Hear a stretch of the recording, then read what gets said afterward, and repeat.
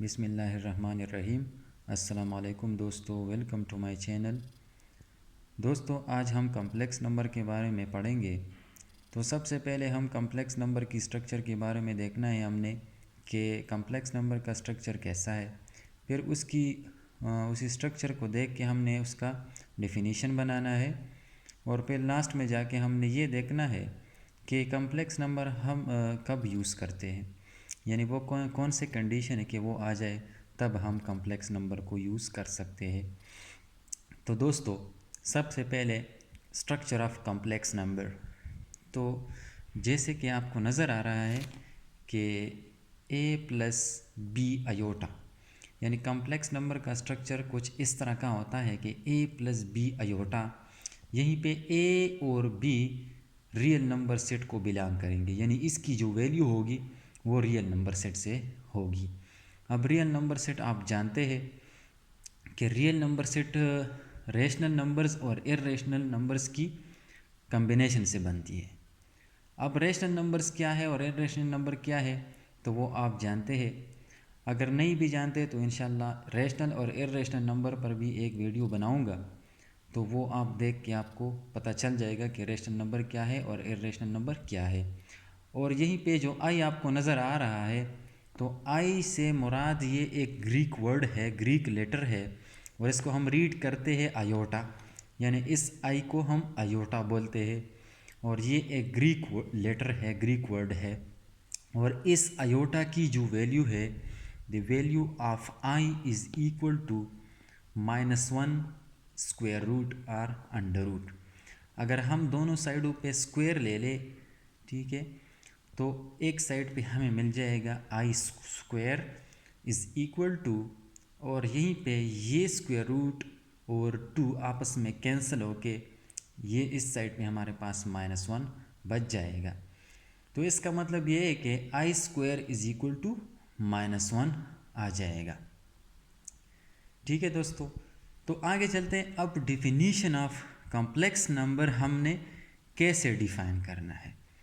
तो जैसे आपको स्ट्रक्चर नज़र आ रहा है, यानी अब ये जो ए आपको नज़र आए, ये आ रहा है, ये रियल पार्ट है, और जिसके साथ ये आई आपको नज़र आ रहा है तो ये इसका इमेजिनरी पार्ट है। ये ए जो है रियल पार्ट है और बी आई यानी आई के साथ जो पार्ट है इसको इमेजिनरी पार्ट हम बोलते हैं। तो अब डिफिनीशन को हमने ऐसे बनाना है। देखो, ये रियल पार्ट है, ये इमेजिनरी पार्ट है, और ये एडिशन का सिंबल है, ये आपस में सम हो रहा है, यानी दोनों पार्ट्स आपस में सम होके कॉम्प्लेक्स नंबर बनाता है। ठीक है, तो अब देखो उस स्ट्रक्चर को, ऊपर स्ट्रक्चर को देख के हमने यहीं पे इसका डिफिनीशन बनाना है।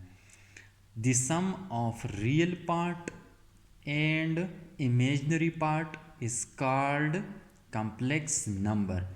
यानी देखो, दिस सम, इससे कहते हैं सम ऑफ किन किन चीज़ों का, रियल पार्ट का एंड इमेजिनरी पार्ट का, तो क्या बनता है, जाके कॉम्प्लेक्स नंबर बनता है। तो इस वजह से हम इधर डिफिनीशन में भी ये पढ़ते हैं इस तरह कि the sum of real part and imaginary part is called complex number. अब कॉम्प्लेक्स नंबर की ज़रूरत हमें कब, यानी ज़रूरत पड़ी, ये कौन सी सिचुएशन थे जो हमें सामने आ गए और फिर हम, यानी हमें आ जाए और फिर हम जाके कॉम्प्लेक्स नंबर को यूज़ करते और रियल नंबर को फिर आगे उसमें यूज़ नहीं कर सकते। तो दोस्तों, as we know that in real numbers the square of any number x, यानी x से अब यहीं पे कोई भी नंबर मुराद है, इससे कोई भी नंबर मुराद है, इज़ ऑलवेज नॉन नेगेटिव, आई ई यानी that is x square greater और इक्वल टू 0। यानी ये जो सेंटेंस मैंने बोला, इसका मतलब यह है कि रियल नंबर को, यानी हर रियल नंबर का जब स्क्वायर लिया जाए तो वो एक पॉजिटिव नंबर होगा। यानी फॉर एग्जांपल अगर हम -2 ले लें तो वो एक रियल नंबर है, अगर हम उसका स्क्वायर ले लें तो +4 आ जाएगा, पॉजिटिव हो गया। सिमिलरली अगर 2 ले लें, उसका स्क्वायर लिया जाए तो 4 आ जाएगा, जो कि अगेन एक पॉजिटिव नंबर है, यानी greater than or equal to 0, इसका मतलब है पॉजिटिव नंबर। ठीक है, अब देखो, however sometimes we come across with situation such that x square less than 0, यानी बाज़ औक़ात हमें कुछ ऐसे नंबर मिल जाते हैं जिसका स्क्वायर हम ले लें और वो नेगेटिव नंबर आ जाए। ठीक है, तो इन हालात में हम फिर क्या यूज़ करते, कॉम्प्लेक्स नंबर यूज़ करते। फॉर एग्ज़ाम्पल, अब हम ये, आपको ये नज़र आ रहा है ये example, for example x square plus 4 is equal to 0, यानी ये एक इक्वेशन है। अब इस इक्वेशन को जब हम हल करेंगे तो इसका जो सलूशन होगा, यानी इसको हल करने का मकसद क्या है, इसमें जो वेरिएबल इन्वॉल्व है जो कि x नज़र आ रहा है, इसकी वैल्यू मालूम करना। ठीक है, अब इसकी वैल्यू जब हम मालूम करेंगे तो वो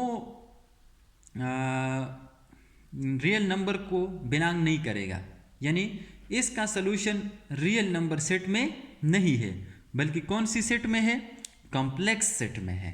कॉम्प्लेक्स नंबर की जो सेट है उसमें बिलोंग कर रहा है। देखो, यानी अब यहीं पे ये 4 प्लस हो रहा है, तो ट्रांसपोजिशन मेथड की मदद से हम इसको दूसरी तरफ ट्रांसफ़र शिफ्ट करते हैं, तो ये आ जाएगा this implies that x square is equal to -4।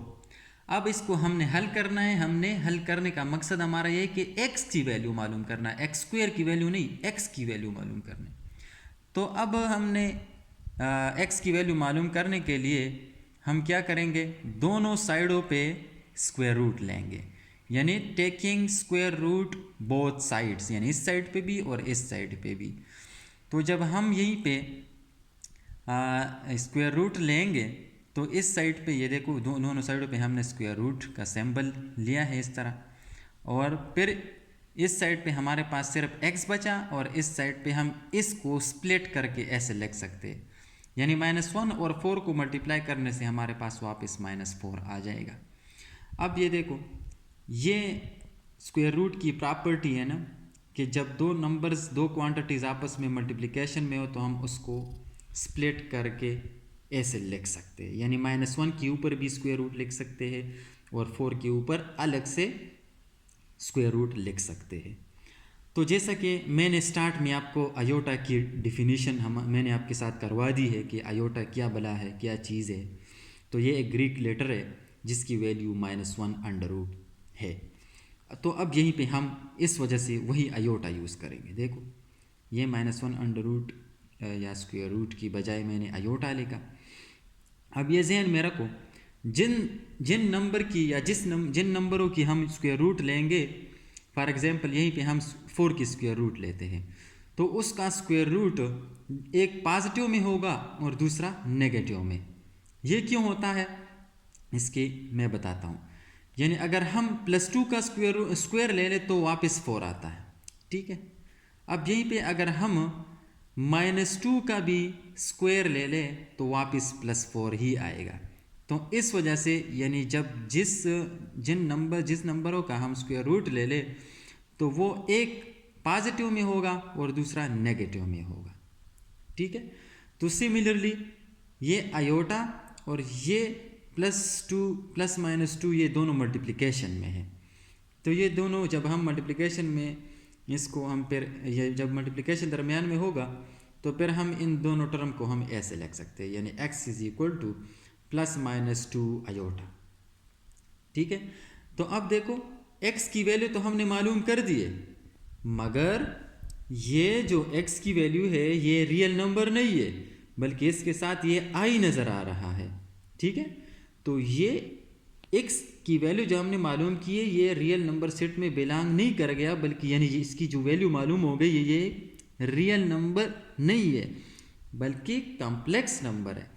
और कॉम्प्लेक्स नंबर में भी ये पेवर इमेजिनरी है, यानी पेवर इमेजिनरी नंबर है, यानी इसमें अब रियल पार्ट नहीं है, मगर हम इसमें से रियल पार्ट लिख भी सकते हैं। यानी इसको अगर हम लिख ले 0 +-2 आयोटा तो फिर भी पूरा कॉम्प्लेक्स नंबर हो जाएगा, अभी भी कॉम्प्लेक्स नंबर है।